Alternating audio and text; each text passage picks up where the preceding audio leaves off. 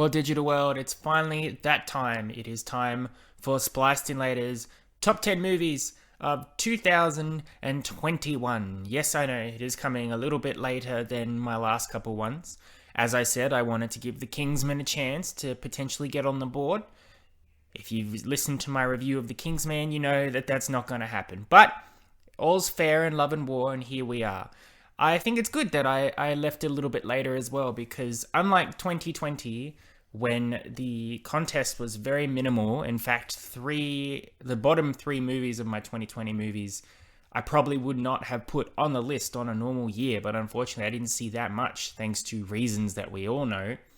This year was a lot different. There was a huge contest for what was going to end up on this list. So I'm glad I've had the extra couple of days to really give it a think and really finalize it. But here we are. Let's not beat around the bush. Let's get right into our top 10 movies of 2021. And when I say get right into it, I mean, let me just give you a bit of ground rules and some unpacking. If you haven't listened to these top 10 episodes before, it's good to get this information out of the way.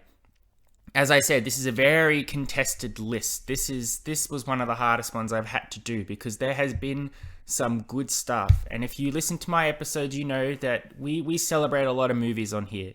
Only very recently have I seemed to become a bit of a grumpy Gus. But when it comes to my top 10s, I really like to hammer home how great these movies are. And I also put in some honourable mentions. And I probably have more honourable mentions than most channels, most podcasts. I put in 11 spots. And this year was hard because even with the 11 spots, there was still some which I thought, okay, this might be unfair to not have this as an honourable mention. We should definitely showcase this in some way. I don't want to cut this one out, but I've only got so many spots. So, basically, the point is, this is my personal list. And as is said all over YouTube, but people generally don't seem to listen to, everybody's list is different. No one's going to like the exact same stuff. If you're a regular listener here on this show, you will know that I'm very consistent in certain things that I like, and then all over the place in other things. It really comes down to stuff that I'm anticipating and has risen to the levels that I expected it to, and then others which completely surprise me that I was not expecting, that have stuck with me, and that's really what this list is going to be. So, with all my listeners, if you listen to this list and there are movies on this list that you do not like, that will be expected. If I leave off movies which you expect to be on here, that is to be expected. All I can say is don't let it ruin your day. Don't go out of your way to point out that the list is stupid, because who cares? I don't care. Make your own list. That's my advice to all people. Make your own list of your top 10 movies. Think back on what you've seen in 2021. This has been a much better year for you movies. More chances to get to the cinema, but also thanks to strategical planning, more available on streaming, on same-day release. So there has been a large variety of films. I certainly haven't seen every film. There might be some films that are amazing that I just haven't seen yet. And so logistically, I can't put them on an episode if I haven't seen them. So, there that is. And our final bit of unpacking is my lovely little cat, Ali, has decided to join me for today's episode. You may have heard her rubbing her face on my microphone a few seconds ago, or her purring. She's now nestled on my lap. Hopefully she will stay there for the majority of this episode, but her brother Winston has now wandered over. He may think it's time for play. So if you hear some scampering or scurrying or some bangs, it's probably them. But again, if you're a regular listener to this show, you often hear scuffling, lip smacking, breathing. It's not a very technically savvy show. So you just gotta, this is just the standard status quo. But enough with that. We've already wasted 4.5 minutes. Let's get into Jordan's Spliced In Later's top 10 movies of 2021. Coming in at number 10, which was a hard spot. Number 10 was very contested. A lot of movies fought for this spot. But I have settled on the Disney musical masterpiece known as Encanto. Encanto was a delightful film that I really had a blast seeing. As I've reviewed all these movies that are making my top 10, so I won't go into too much detail. If you want to get a proper review for each movie, check out those episodes. They're available somewhere on the YouTube channel or on the Spotify or whatever you're listening to. Encanto is the 60th animated classic from Disney. It is about the family madrigal, particularly the main character, Mirabel, voiced by Stephanie Beatriz. It's a magical family that lives in the town of Encanto. They're kind of like the X-Men. They are serving as the guardians of this town, and when every one of them comes of age, they get a special power. Except for Mirabel, she didn't get it. She's completely average. Something is going wrong though. The magic is breaking. Everybody's trying to ignore it, but Mirabel takes it upon herself to figure out what's going on. Now, personally, I raved about this movie, and I still really love it thinking back on it. It's definitely stuck with me in a way that a Disney animated musical hasn't since Frozen 2. And certainly not an original idea since Moana, way back in 2016. The songs are great. They were created by Lin-Manuel Miranda. That guy knows how to make music, that's for sure. Some of the most highlighted songs on there were Surface Pressure, We Don't Talk About Bruno, and Dos Oruguitas, which I just learned has been nominated for a Golden Globe for Best Song. Not that anyone really cares about the Golden Globes anymore. I loved all the characters. It was a wide variety, which each with their own quirks. Apart from Mirabel, there were some great voice actors behind them. Obviously, there was great Colombian representation, as I found out from my colleague who is from Colombia and pointed out to me certain parts of the movie which really resonated with him specifically as a Colombian. But I think in terms of it was just a good time as well. I had a great cinema experience for it when it got down to it. Started off bad because children. But let's be fair, this is a animated film directed at children, really, so you can't be a grumpy Gus about that, though I certainly tried to. The animation looked incredible as well. The way the magic of the magical family and their powers combined with the Lin-Manuel music, the visual representation of light and dark as well was really fun. It was just good escapist film as well. It really put a smile on my face when I was watching it. I was having a lot of fun. I was laughing. I was feeling emotional in certain bits. It really lifted itself up to the standard that I expected from Disney films, especially Disney films at the moment in the revival age.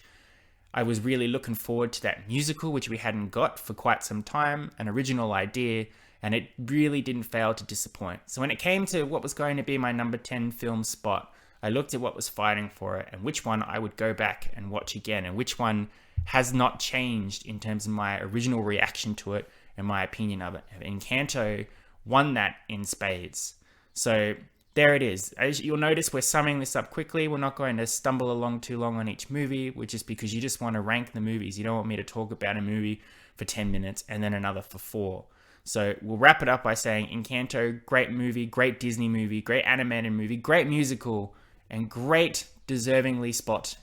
Those aren't English words, but it is here at number 10. Coming in at number 9, Shang-Chi and the Legend of the Ten Rings. Yes, I know regular listeners are probably surprised that this is as low on here as it would normally be for a Marvel movie and for a Marvel Cinematic Universe. But that just goes to show the content that came out this year and the high level of competition that we are up against. That in Encanto and Shang-Chi could be so low says a lot about what hopefully is coming after this.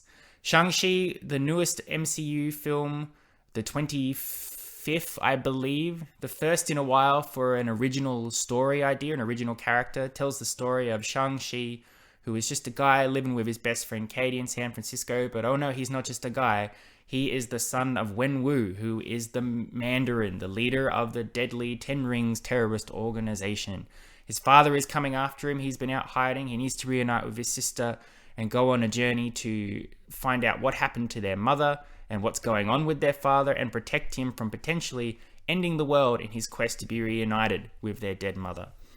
I really liked Shang-Chi as a character and I loved his relationship with Katie. Simu Liu and Awkwafina had great comedic timing and great chemistry together.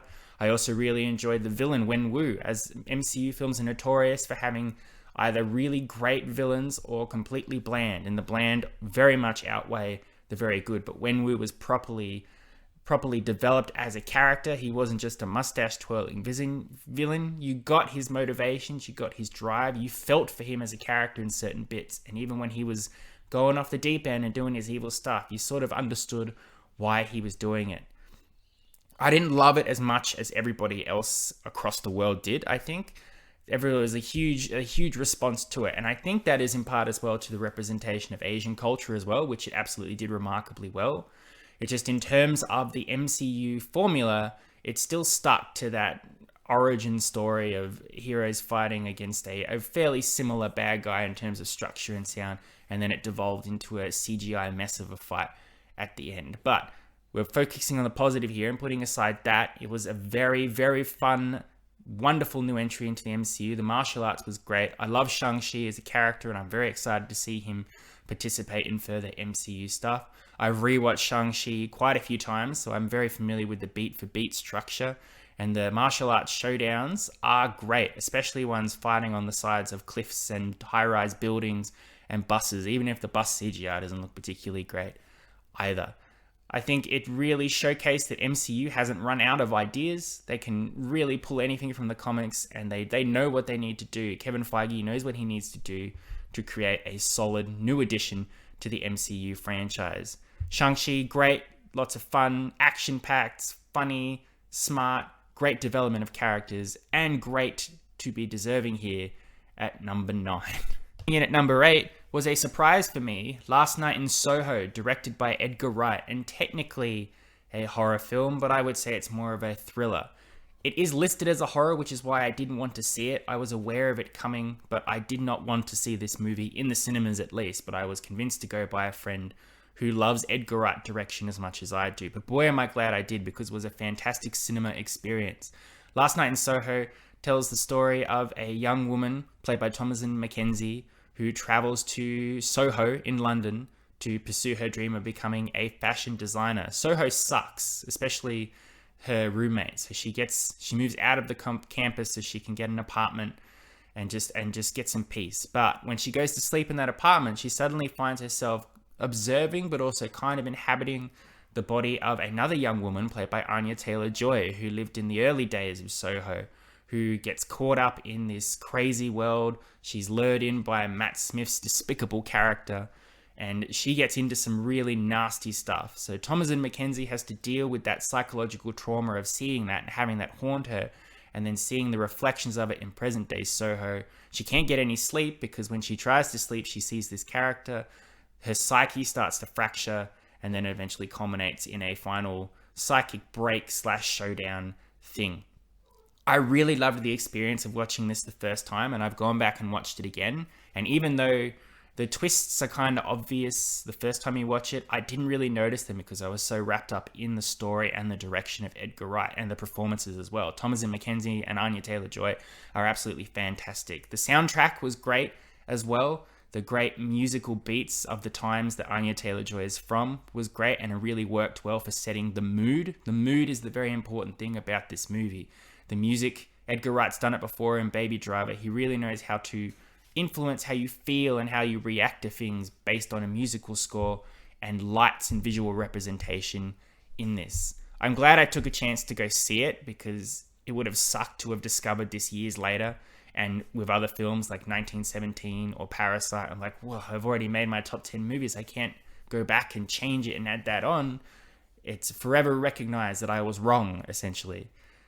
Really great stuff. Edgar Wright, he's great in comedy, he's great in action, and he's great in horror, I suppose. But this was also one of those horror films, if you can call it that didn't rely on jump scares to get the adrenaline going. The jump scares are minimal, and when they are in here, they are used to the effect of the story, which I will allow. Last Night in Soho, a great showcasing of cinema, of films used to tell story, music to tell story, lights, acting, all of that stuff. I absolutely love Last Night in Soho, and it deserves its spot here at number 8. At number 7, a movie which probably people would expect more from this channel and from me, we have The Suicide Squad. Boy oh boy, is David Ayer probably grumpy at this point. He wanted to make a Suicide Squad movie, and the production behind him in 2016 said, boy, we wish we can make this, but turn it into a James Gunn movie. Why don't we try and just do that with Frankenstein, your movie? Didn't work. Disaster.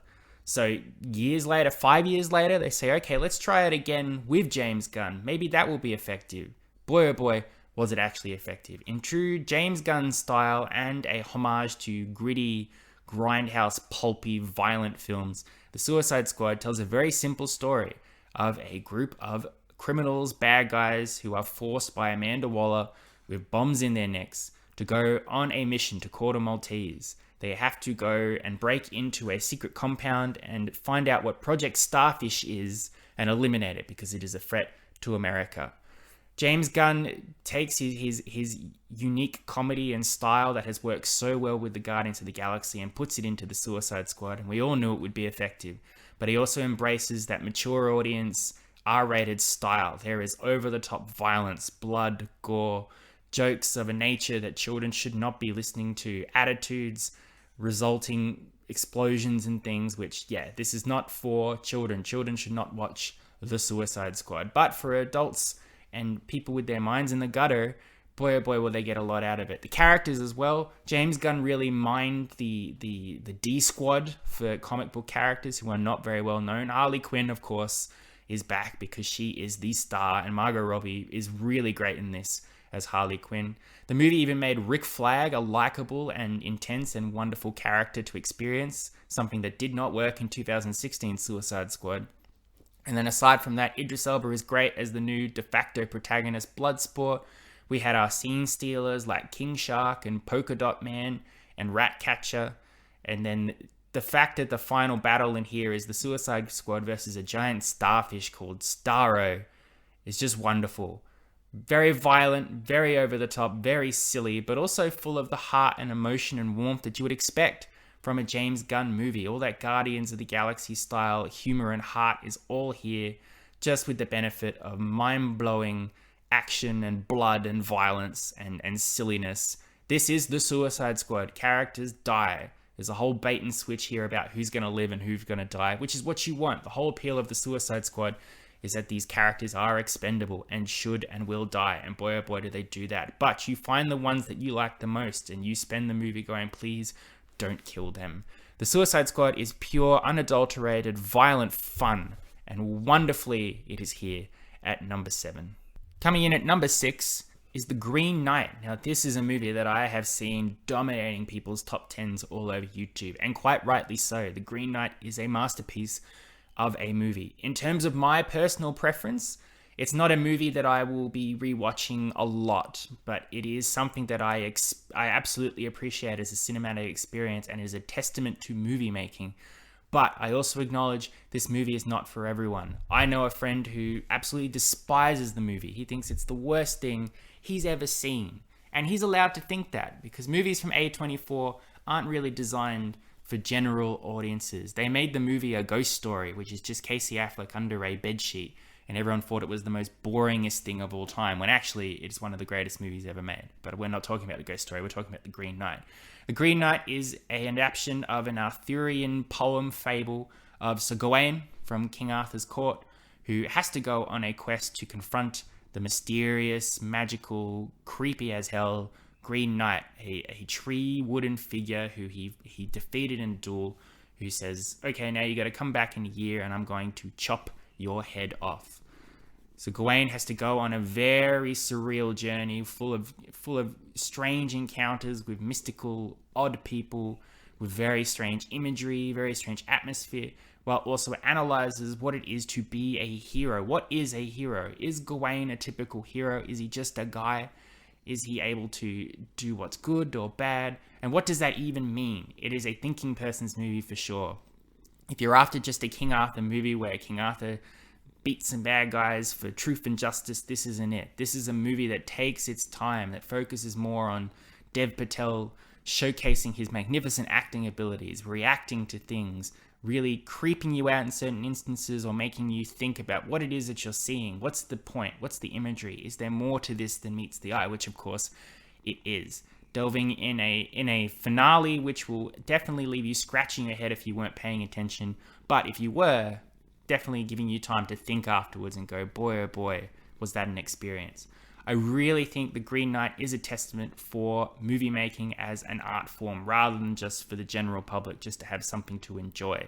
If you like filmmaking, if you like film style, if you like seeing the direction and artwork and cinematography and all of that used to influence atmosphere and all of that, and less about a beat 'em up King Arthur style story, The Green Knight is for you.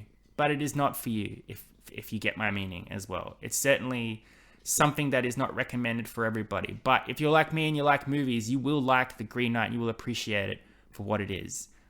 The only reason it's not higher on this list is because, out of personal preference, for me, there are certain films that I enjoy more on rewatch and anticipate more than The Green Knight. I still really loved it. I thought it was great. But I'm not just going to put The Green Knight at number one because, oh yeah, it was a very well-made movie and everybody else says it's great, so it should be number one. It would be a lie. I can't say The Green Knight is my favorite movie when I know there are other movies that I liked more. Not because they're technically better, far from it. It's just because, as personally, I liked and enjoyed them more for me. Not because they were the greatest films ever made, but because they were great for me. That said, I still really enjoyed The Green Knight. I thought it was great, and it deserves its spot here at number 6. I think it was good to get that warning out of the way, because our number 5 spot, our movie that here at Spliced In Later that Jordan thinks is better than The Green Knight, is Mortal Kombat. Mortal Kombat is another film which I was not really anticipating because I've never played the games and I've heard the old Mortal Kombat movies are crap. So I just sort of went, okay, looks fun enough, but I just don't care. But then another friend of mine said, come on, we got to go see Mortal Kombat. And if they take the time to organize to go see a movie and invite me to it, I'll go check it out most of the time. And boy, was this just pure unadulterated fun. In the same essence of the Suicide Squad, Mortal Kombat doesn't focus so much on a very well-connected story with no plot holes that'll make you weep or cry or real full emotions. It knows what Mortal Kombat is. It is a movie based on a fighting game with very wacky characters who compete in a tournament called Mortal Kombat to protect Earthrealm from all the terrible other places that are coming through to kill all humans. And it has a wacky assortment of characters who are silly. Sub-Zero, Scorpion, Sonya Blade, Jax, Kano, there's Cabal. There's a lot here, and they all have very wacky sort of moves and powers and things. But it was just fun. It was a really great escapist movie. It flew by. It's very rewatchable as well. The characters are fun and likable or dislikable in certain instances, and the action is over-the-top gore, which you would expect from something like this. It knows what it is, and it makes sure that that's all it is. It doesn't try to be more than what it is, but it doesn't try to be less than what it is, if that makes any sort of sense. I know nothing about Mortal Kombat, so I probably missed all the Easter eggs and references and all of that stuff, but I know what I liked, and I liked specific characters who were scene stealers, specifically Kano, played by Josh Lawson. Kano remains one of the greatest movie characters I've ever experienced, because Josh Lawson, his portrayal of him as this Australian dickhead, absolute bastard of a human being, but somehow still really likable to watch, and his swearing and his reactions to things was great. And he set the bar that everybody else really reached for as well, culminating in a very violent final battle where basically I knew nothing about Mortal Kombat, but by the end I knew that there is a feud between Sub-Zero and Scorpion, and I wanted Scorpion to win and Sub-Zero to lose. I've rewatched Mortal Kombat a dozen times. It is very easy to do. It is something where if you're having a bad day or if you're just looking for something to put a smile on your face, Mortal Kombat is it. You put that in, the violence kicks off, Kano starts talking, and you're having a good time. Yes, it's not artsy-fartsy like The Green Knight, but I enjoyed it more. So Mortal Kombat sits here at number 5. Coming in at number 3, another personal preference for me. I know this probably won't be high for other people, but it's Jungle Cruise. I gotta admit at the start, it's probably a little bit of biasm because A, the Jungle Cruise movie reminds me of Disneyland, and Disneyland is the happiest place on earth. And 2, it really appeals to me in those journey quest type movies that homages to pulp adventures like Indiana Jones or The Mummy or something like that. And also the actors are very likable. But I also think that it is a very well-made, fun adventure movie, which in the same style of Mortal Kombat is just there to make you have a good time. And I had a great time with it. It reminded me of, it was a mix between Pirates of the Caribbean and The Mummy, but it basically is a story of Emily Blunt. She plays this professor who wants to find a magical flower which can heal everybody in the world. So teams up with Dwayne Johnson's Riverboat Man, who is snarky and rude and full of those cutting dad jokes, which is a very staple of the Jungle Cruise ride. And they go off down the Amazon to find it, and they're being chased by Jesse Plemons in his submarine. This takes place just before World War One, so he's looking to find this flower for the Kaiser as well. Jack Whitehall tags along as their dopey sidekick / brother to Emily Blunt. And then they got to deal with a bunch of undead conquistadors who have a connection to Dwayne Johnson, which is silly when you think about it, but totally fine. I really liked it. Much like Mortal Kombat, it's pure escapist fun for me. I really like Dwayne Johnson as a charismatic person. I know there's this, like, his movies aren't particularly great, but he is fun to watch in them. I love Emily Blunt. I think she's fantastic, and I thought she was great in this too. And I thought their chemistry together was great too. Jack Whitehall was fun as well. I really like Jesse Plemons as the villain. I thought he was a scene stealer in certain bits. I know a lot of people don't agree with me on that one, but there's a scene where he's discussing with a bunch of bees on what course to send his submarine to, and he's completely selling it that he's having a conversation with bees, and I love it. The CGI, sure, it's not particularly great, but it serves its purpose. The action is very well paced between quiet, somber moments and then action spectacles to get from one pace to another. There's a really good use of the song Nothing Else Matters, which is used to tell a backstory of the plot of the film, essentially, which I thought was a really great use of that. And again, it is rewatchable for me. I've rewatched Jungle Cruise a few times now, and much like Mortal Kombat, it's been used a lot to get through the terribleness that was 2021 and the resurgence of COVID and all that. Getting locked down again, but being able to watch this movie really, really made it through the tough times for me. It is a personal preference. It's biased as hell, and it probably does not deserve to be on this list. But yes, it does, because it's my list. And Jungle Cruise, fantastic film, deserves to be here all the way up at number 4. But coming in at number 3, Dune. Dune fought for the top spot for sure. The top 3 here really have swapped it a lot when I've been thinking about this. It just in terms of what I want to watch again and what has stuck with me more. Dune is a very well-made movie from one of my favorite directors, and really worked at selling me on a franchise, a book specifically, that I had no interest in before. But then it comes down to rewatchability, and I have to admit that there were a couple parts in Dune which dragged for me. Specifically, the notorious scene in the desert when they're wandering around, and it's sort of the movie trying to figure out where in the book it's going to stop adapting and wrap it up. But aside from all that, Denis Villeneuve, he's a fantastic director, and he's so good at directing movies and establishing mood and themes and scale. The scale specifically in this film, he really hammers home the spaceships and the planet and the scale of this Dune planet. Dune is also a sort of a Game of Thrones type story. It tells the story of House Arrakis. I'll get the names wrong again because I haven't rewatched it much. But House Arrakis, a pure good house. Timothée Chalamet is the heir to that house. They've been sent to Dune, to the Dune planet to harvest the spice there. But the Harkonnens, who were there before, they suck. They're evil people. They've teamed up with the Emperor. They want to take it back by force.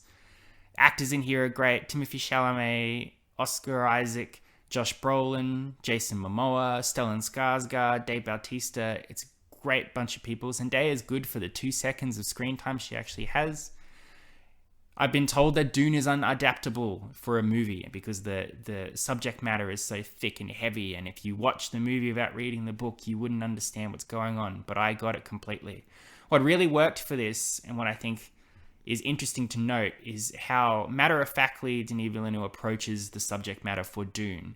It's a very ridiculous world, a ridiculous empire of systems and cultures and things, but it's done so matter-of-factly that you get it. You absolutely understand who everybody is, what their drives, what their motivations are. It is like The Green Knight, it is a cinematic experience as well. If you had the chance, I hope people got to see it in the cinemas, because seeing up on the big screen all the scale and excitement, especially when the action does kick off, was great. Dune has really stuck with me. It's not my favorite Denis Villeneuve movie, but I think it might be the best use of his skills as a director to showcase what he's capable of. And I'm very excited that Dune Part 2 has been confirmed and will be directed by him as well and is coming. Dune, great time for sure. I probably might have liked it even more if I'd read the book and I could pick up what was going on, but I don't think that matters. I love to approach a movie without any idea what's going to happen in it. As I've said with Harry Potter, I don't really like the Harry Potter movies because I can see what they've chopped up and Frankenstein to make the movie under a certain length, and I feel like what they did hasn't actually worked particularly well. So I wouldn't want that to influence my opinion of the movie. Looking at it as a movie, it is a very great story. It's a very interesting story. It is very well acted. It is very well directed by Denis Villeneuve. It is an impressive experience that I will remember, and Dune absolutely deserves its spot here at number 3. Now, coming in at number 2 is Eternals from the MCU, the Marvel Cinematic Universe. I do not understand to this day why Eternals is getting railroaded by reviewers and critics and fans. It's everywhere I've looked. It's like Eternals is ranked at the bottom of MCU films.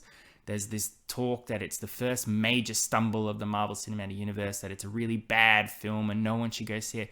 That's absolutely incorrect. Eternals is a fantastic film that is very well directed by Chloe Zhao and features some of the most likable and interesting characters that I've seen, not just in a Marvel film, but in a film in general. Eternals is a very interesting movie that tells the story of Cersei and her family of Eternals, who have been on Earth since the dawn of time and have been there to protect humanity against creatures called the Deviants until Earth reaches a point called the Convergence, which we don't know what's going to happen, but I'm sure it's nothing bad. Eventually, though, something has gone wrong and Eternal has died, so Cersei has to reunite with Icarus and Sprite and Kingo and Phastos and Gilgamesh, Thena, Druig, Makari, all of her old friends who have split off across the Earth because there was some sort of falling out and they have to reunite. It is first and foremost a family drama. It is a showcase of that sort of relationship between a family and how people can differ on opinions and subject matter. It looks at the influence the Eternals have had on Earth culture, while also seamlessly working into the history of the Marvel Cinematic Universe. There is as much going on in Eternals as there is in an Avengers movie. I think the difference here is that these are brand new characters, so people have to take the time to connect with the characters and learn about them and appreciate them. And I feel like people have got to the point with the MCU where they don't care about that. They want to see characters that they've already seen so they don't have to think about it. It's like Doctor Strange 2 is coming. Scarlet Witch is in it. I'm going to like it because I know Scarlet Witch because she was in a different movie. If it wasn't Scarlet Witch, if it wasn't Doctor Strange, even Shang-Chi, the fact that the bad guy is the Mandarin, and we know the Mandarin and the 10 Rings from Iron Man 3 and Iron Man, it's a little frustrating there.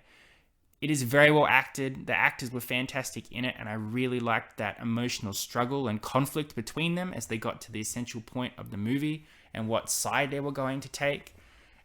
It is a long movie at nearly 3 hours, but it doesn't feel its length. It goes along particularly fast for me, and I loved every second of it.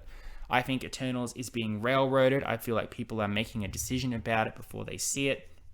The fact that I'm ranking it higher than Dune should say a lot, because Eternals is longer than Dune, but I can go back and rewatch that one much more eagerly and efficiently than Dune. I think if you saw Eternals and you didn't like it, maybe give it another chance. Don't be put off that there's words at the start of the movie. There's words at the start of every Star Wars movie, for God's sake. Really appreciate what it is you're watching, the style and the directing of Chloe Zhao, the building of the character tension and the eventual allegiances that everybody's going to take. And if you want your MCU stuff, it's in there. It's just not thrown in your face so you can go, oh, okay, cool. The movie had 17 MCU references, so it's good. The movie does not have any characters from previous MCU stuff in here, and I think that's to its benefit. I love Eternals. I will defend it to the day I die, and it deserves to be here. Almost at number 1, but not quite at number 2.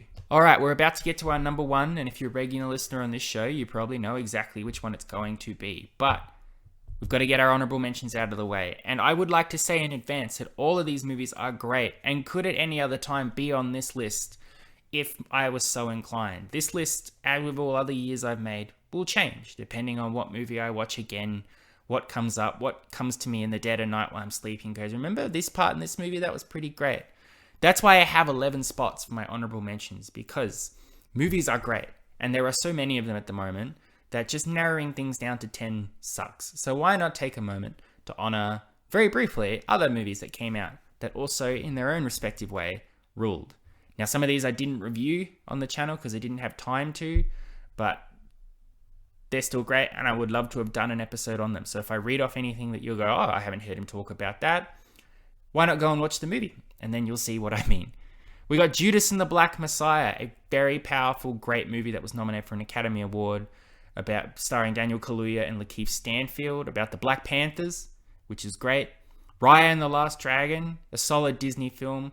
Wasn't quite as good as Encanto, but I liked its approach to non-musical style Disney as well, and the culture and the world that they were addressing. The Mitchells versus the Machines, a very recent animated film that I just watched, which is on Netflix. A really great showcase of family struggles. Very good use of animation that I've not seen before as well. Wrath of Man, that Guy Ritchie movie with Jason Statham, boy, that's still sticking with me. It's not up to Guy Ritchie's usual style, but I think that's to the movie's benefit. It's a great mystery sort of film. Cruella, it is great when it's trying not to address 101 Dalmatians. Emma Stone is great as Cruella, and the soundtrack is fantastic. Luca, it didn't resonate with me as much as other Pixar films, but I've slowly come to appreciate it a little bit more, especially the relationship between Luca and his best friend. No Time to Die, apart from my issues with Rami Malek's completely misuse as a villain, I've also come to appreciate this final outing for Daniel Craig a lot more as well. I think it is a great send-off to his tenure as James Bond. Venom, Let There Be Carnage, it was exactly what it was expected to be, a sequel to Venom. It doesn't try really hard to break any grounds or mold, but I still had fun with it for sure. The French Dispatch, another great showcasing of Wes Anderson's skill as a director. I don't think he really focused a lot on making a good story like he normally would, which is why it didn't make my top 10, but it's still a great cinematic experience. Tick, Tick, Boom, another movie I didn't review. It is also on Netflix. It is a story of Jonathan Larson starring Andrew Garfield. The story itself is pretty but I think that's because it's adapting the Broadway play. But boy, oh boy, are the songs great, and Andrew Garfield is fantastic. The song 3090 has stuck with me every single day since I watched this movie. And The Matrix Resurrections. People are being too unfair on The Matrix Resurrections. It is exactly what you would expect a fourth Matrix movie to be. It is self-aware as well. Everybody in it is doing their best. I think it's a fun time as well. I think people, once again, need to remember that there was only one good Matrix movie. And this one is to the level of the other two films that came out. So calm the hell down. There we are. There are honorable mentions. I didn't mention the movie, so you know it's going to be here at number 1. Yes, it is SpiderMan No Way Home. I will get out of the way that I'm still not a fan of the ending. The ending annoys me no end. But looking at it as a movie, as a fun experience that I had on the scale of it all, compared with the other movies that came out this year, of course, Spider-Man No Way Home has to be number 1. For the first part, it completely pulled off what it wanted to do. It was not disappointing in any sense of the word in terms of what characters they wanted to use in this movie. The ambition that they had somehow did not stamp out Tom Holland's role as Spider-Man. This is first and foremost his movie, his story of Peter Parker having to deal with the fact that the world now knows he's Spider-Man.